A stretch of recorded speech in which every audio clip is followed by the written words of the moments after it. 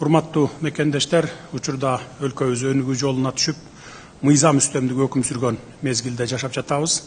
Биздин баш мыйзамыбызда пенсиянын мыйзам менен белгиленген өлчөмдөн төмөн болбогон каражат менен камсыз кылынаары жазылган. Бул баш мыйзамды эсиңиздерде болсо 2021 жылы кабыл алганбыз. Мындан улам пенсиянын камсыздандыруу бөлүктөрүн 18%га, бирок 1000 сомдон кем эмес индексациялоону, башкача айтканда пенсияларды жогорулатууну жана пенсионерлердин жашоо минимумунун өлчөмүнө чейин жеткирүүнү эске алуу менен пенсиянын базалык бөлүгү жогорулайт. Жөнөкөй тил менен айтканда, бүгүн колуна 1000 сом пенсия алып жаткан пенсионерлер 10 июлдан баштап 3500 сом ала алышат.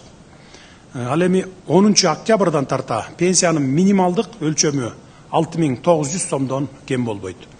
Бүгүнкү күнгө чейин 1000 сом алып жүргөн пенсионерлер 10 октябрдан баштап колуңарга 6900 сомдон кем эмес пенсия ала баштайсыздар. Бүгүнкү кол коюлуп жаткан жарлыктарда дагы мына дал ушул маселе камтылган.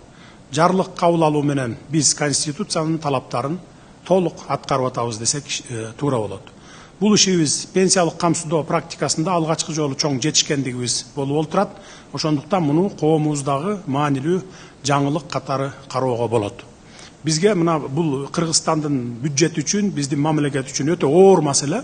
Бирок ошого карабастан мына акыркы ушул 3 жылда мамлекеттик бюджетибизди 3 эсеге чейин көтөрүп, коррупцияны жоюп, бая мурда уурдалып аткан акчалардын бардыгы республикалык казынага келип түшүп аткандыгынын пайдасы мына ушул пенсияларды көтөрүп берип атабыз, мына эмгек акыларды көтөрүп берип атабыз, жана башка ушундай абдан чоң ири реформаларды жүргүзүп атабыз.